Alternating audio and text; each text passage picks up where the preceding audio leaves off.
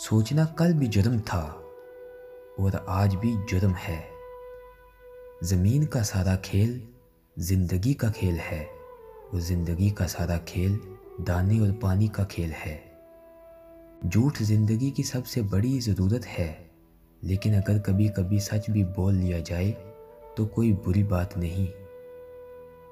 इस दौर का सबसे नुमाया रुझान ये है कि जो तुम हो वो नज़र ना आओ।